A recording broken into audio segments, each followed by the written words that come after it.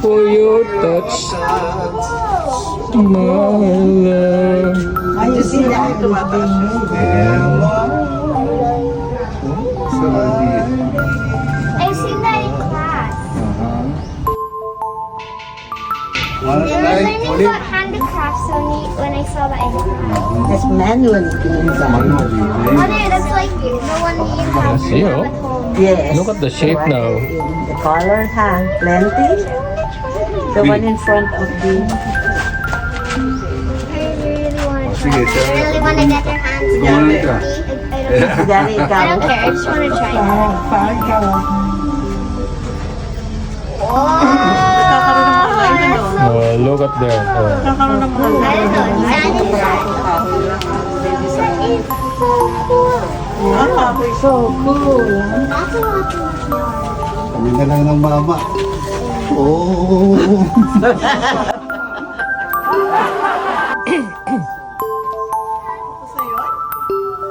Yeah. Gusto yun. Small. Okay na. Matigas na yan, hindi ba? I-bake pa, no? Tapos ito, bibig. Bake, lalagyan ko ng bacon. Where do you bake it? Where? Ah, they bake it too. To let it dry. Wow. They will bake it and put an icing. Ilang minutes yun? Where's another fly? He's just gonna make another. Maybe you can do it. I want Ano yan? Clay? Siguro ang shape eh. Tapos, ano yan? Buhangin. Binistay. Ang shape eh, ano. Ano yung buhangin na bingin? Yung buhangin para sa ilalim, para humiwalay pagkuhan. Pag-alis. Pag-alis. Pero yung ano, yung mixture ano. Clay. Ito sa pang maliliit po na base. Pero mas malalaki. Pareho rin. Pareho rin. Marami lang nilalagay. And then you do the yung husk.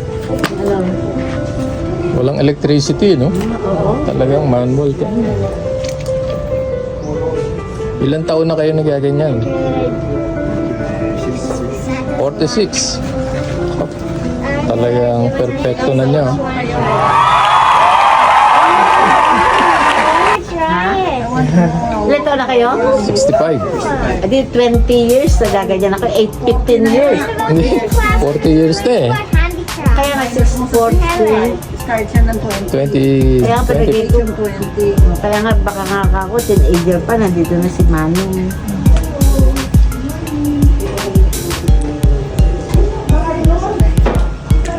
Oh, donation.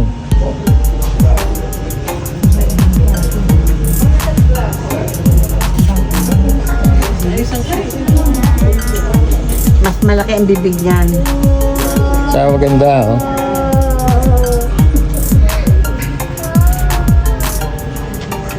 Amazing. I You make two of me here.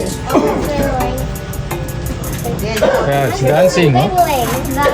Dancing. Dancing. Dancing jar. Galing, ah. Ilang minutes lang ano.